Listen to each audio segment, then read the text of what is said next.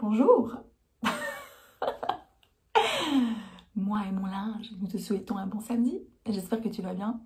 Je me suis planquée ici quelques minutes pour te communiquer quelque chose qui, j'espère, va enrichir ta journée.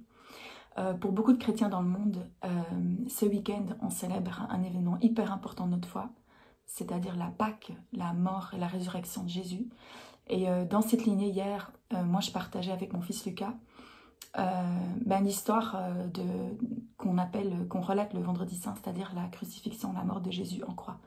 Et je lui ai montré une petite vidéo, t'inquiète, c'est adapté à son âge, c'est pas violent ni quoi que ce soit, mais ça relate les faits autour de la mort de Jésus. Et mon fils, qui a 5 ans, d'un coup, il était saisi et puis il me dit, mais maman, ils ont tué Jésus.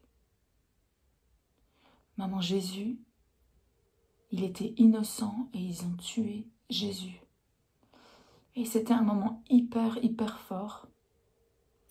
Et puis moi, en tant que maman, qui a toujours envie de protéger mes enfants, de tout ce qui peut être difficile à entendre, de tout ce qui peut être difficile à vivre, j'avais envie vite, vite, vite d'accélérer ce moment et de passer à la suite. De dire, t'inquiète pas, c'était le vendredi, oui c'est vrai, c'est arrivé, oui c'était horrible, mais le dimanche, tout est bien qui finit bien.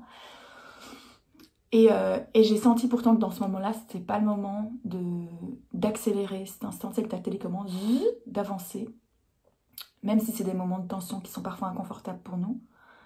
Et pourtant, le poids de ce moment, l'importance de ce moment, le côté sacré de ce qui s'est passé, il était en train de le réaliser pour la première fois. Et je pense à toi ce matin parce que aujourd'hui, on est dans le jour 2 de ce parcours. Donc, il y a la mort de Jésus, il y a le jour 2 et puis le jour 3, qui est le jour où ils ont constaté que son corps n'était plus dans la tombe, où Jésus était ressuscité. Et je sais que pour beaucoup d'entre nous, dans notre foi, on aime bien surtout parler du jour 3.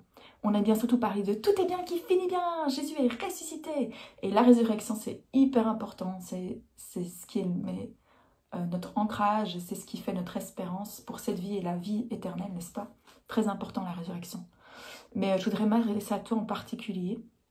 Si toi, dans ton chemin de foi, tu as plutôt l'impression d'être dans le jour 2, dans le jour où Dieu est silencieux.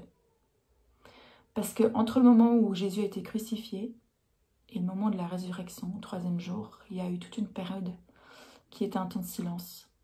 Et je pensais ce matin à la maman de Jésus, je pensais ce matin à ses amis, je pensais à sa famille, et je pensais aux personnes qui ont assisté finalement à la mort d'un de leurs proches et à la mort de leur espérance, à la mort de celui qui leur avait promis la vie éternelle, de celui qui leur avait promis.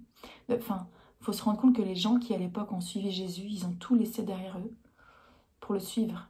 Et ils ont risqué leur propre vie pour le suivre. Et puis là, ils ont dû assister à sa mort. Et entre le moment où Jésus a dit ses dernières paroles en agonie sur la croix, où il a dit « tout est accompli », autrement dit « tout est fini », j'ai accompli parfaitement la mission que j'avais sur terre. Entre ce moment-là et la résurrection, il y a toute une période de silence en fait.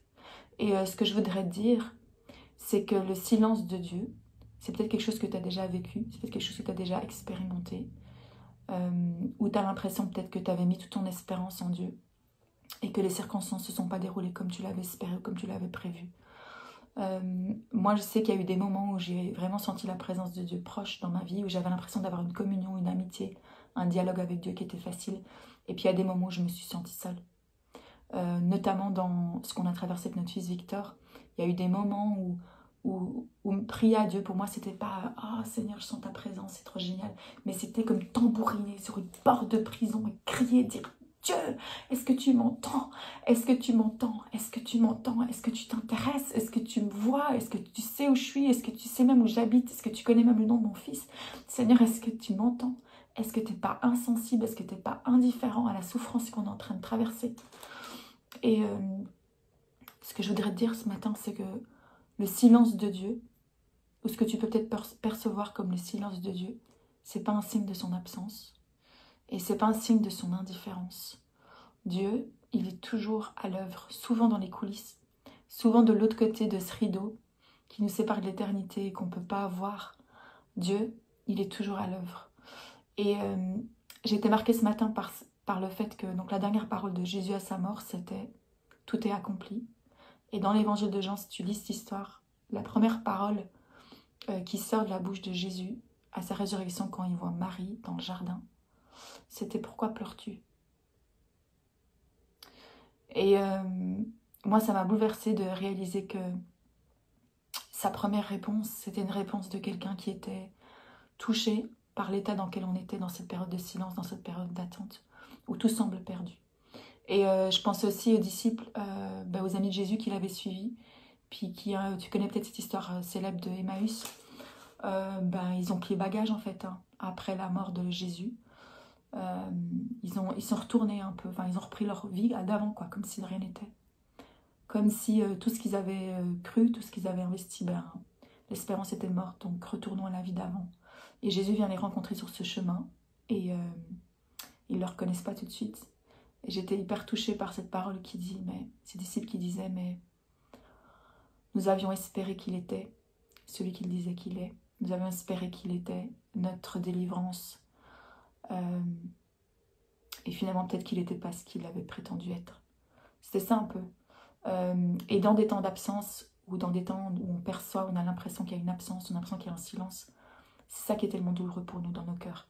C'est de se dire, parfois j'ai fait tout ce qu'il fallait, parfois j'ai prié toutes les prières, j'ai cru de tout mon cœur, et parfois l'issue n'est pas ce qu'on espérait. Et c'est des moments comme ça, où on a du mal à comprendre les voies de Dieu, et où on a l'impression que Dieu est silencieux. Et je voudrais m'adresser à toi aujourd'hui, si tu es dans le jour du silence, entre le moment où tu as l'impression que tout est perdu et le moment où tu ne vois pas d'espérance. Et je voudrais dire que Dieu, il est là aussi pour ça, il est là aussi dans ces moments-là. Quand on parle dans la Bible de Jésus qui est Emmanuel, Dieu avec nous, c'est pas juste Dieu qui est avec nous dans le moment de célébration, dans les moments de grande victoire, dans les moments où tout est bien, qui finit bien. C'est Dieu qui est avec nous dans l'entre-deux. Dans les moments où plus rien n'a de sens, dans les moments où l'injustice nous semble évidente, dans les moments où la souffrance peut-être nous étouffe, nous suffoque. C'est pour ça aussi que Jésus est mort en croix dans cette agonie. Et je voudrais terminer par te raconter l'histoire d'une maman que j'ai rencontrée aux soins intensifs quand on était hospitalisé avec Victor. Et un jour, je passais à côté de sa chambre et j'ai entendu un cantique de louange. Alors je me suis dit, waouh, et cette maman, elle était toujours toute seule et j'ai frappé à la porte de loin et puis j'ai été tellement touchée de voir une autre sœur, une autre personne qui partageait notre foi dans cette situation et elle était toujours toute seule, cette maman.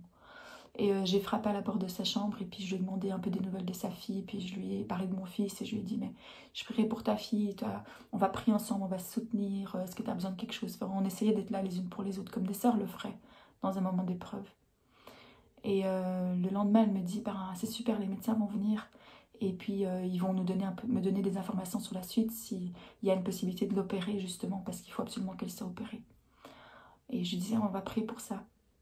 Et le lendemain, quand je suis arrivée, la chambre était vide.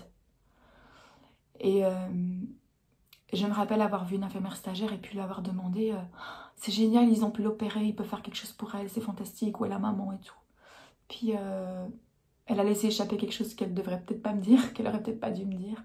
Mais elle m'a dit, non, en fait, c'est la petite fille, elle est décédée pendant la nuit. Et c'était un crève-cœur. Parce que j'arrivais pas à comprendre que cette maman qui aime Dieu de tout son cœur comme moi, qui prie pour un miracle pour son enfant comme moi, qui fait tout ce que la Bible dit qu'on peut faire dans ces moments-là, cette maman, elle a quitté l'hôpital sans son enfant. Et moi, j'ai quitté l'hôpital avec mon petit garçon que j'ai ici, qui grandit dans mon foyer, qui grandit dans sa maison. C'est des moments où il semblerait que Dieu soit silencieux. Et pourtant, la vérité, ce qui est dit dans la parole de Dieu, c'est que Dieu, justement, il est proche de ceux qui se sentent abandonnés, de ceux qui ont le cœur brisé. Je vais te lire ce verset ici, aujourd'hui. Les yeux de l'Éternel se tournent vers les justes, et son oreille est tendue pour écouter leurs cris. Mais l'Éternel s'oppose à ceux qui font le mal, pour ôter de la terre jusqu'à leurs souvenirs. Lorsque les hommes justes lancent leurs cris vers lui, l'Éternel les entend. Aussi il les arrache à toute leur détresse, car l'Éternel est proche de ceux qui ont le cœur brisé. Il sauve ceux qui ont un esprit abattu. C'est dans le psaume 34. Et ce que je voudrais dire aujourd'hui, c'est que dans des situations parfois où j'ai prié pour une guérison et où j'ai crié de tout mon cœur que Dieu se présente à moi comme celui qui guérit, parfois la guérison n'a pas eu lieu. Et Dieu il s'est présenté à moi comme celui qui réconforte. Et ouais, il y a eu des tas de fois où j'ai prié et où l'issue de la situation n'a pas du tout été celle que j'avais demandé. Et pourtant, je continue à me tenir sur cette parole, que la parole de Dieu est vraie, que Jésus est proche de nous dans nos détresses, et que dans les moments de silence, quand on ne comprend pas, c'est le moment aussi où on peut présenter à Dieu notre offrande, c'est-à-dire on peut lui apporter notre cœur, qui est peut-être même rempli de pourquoi, rempli de comment est-ce possible, de comment oses-tu même parfois, et on peut l'apporter à Dieu dans la foi, en sachant qu'il y a toujours un troisième jour. Il y a toujours un troisième jour. Il y a toujours un jour où Jésus vient et triomphe de nos circonstances. Il y a toujours un jour de résurrection. Parfois c'est de ce côté-ci de l'éternité, parfois c'est de l'autre côté. Mais il y a toujours un troisième jour. Et c'est ça que je veux te dire aujourd'hui. Je ne sais pas combien de temps cette saison de silence elle dure pour toi ou tu l'aperçois comme ça. Mais il y a toujours un troisième jour. Après la mort vient la vie. Après le cœur brisé, c'est le moment de rencontrer le Dieu qui lui seul peut réparer toutes ces pièces qui ont été broyées, brisées. Et la seule chose qui nous est demandée, c'est de lui apporter toutes les pièces. Alors si aujourd'hui c'est la saison que tu traverses, c'est une saison de souffrance, une saison de difficulté, sache que le Dieu de la compassion qui veut dire souffrir avec, celui qui a vécu dans son corps exactement toutes les souffrances que toi tu as pu expérimenter en tant que personne, ce Dieu-là lui-même, il est avec toi et il est proche de toi au milieu de tes souffrances. Peut-être pas pour te donner les réponses que tu cherches, parce que tu sais ce que j'ai découvert, c'est que ce qui nous guérit, ce qui nous restaure, c'est pas les réponses, c'est le réconfort. Et le réconfort, c'est un des noms de Dieu. C'est ce qu'il fait au milieu de nos situations. Alors peut-être que parfois il faut lâcher nos pourquoi, peut-être qu'il faut les abandonner à Dieu, et peut-être qu'en échange de nos pourquoi, on peut recevoir le réconfort dont on a besoin. En tout cas, c'est ce que je te souhaite aujourd'hui. Si tu es dans le jour 2 de ta vie, et si tu as l'impression que Dieu est silencieux, souviens-toi qu'il y aura toujours un jour 3. Je t'aime et je t'embrasse, et je te souhaite des bonnes fêtes de Pâques avec ta famille. Salut, bye.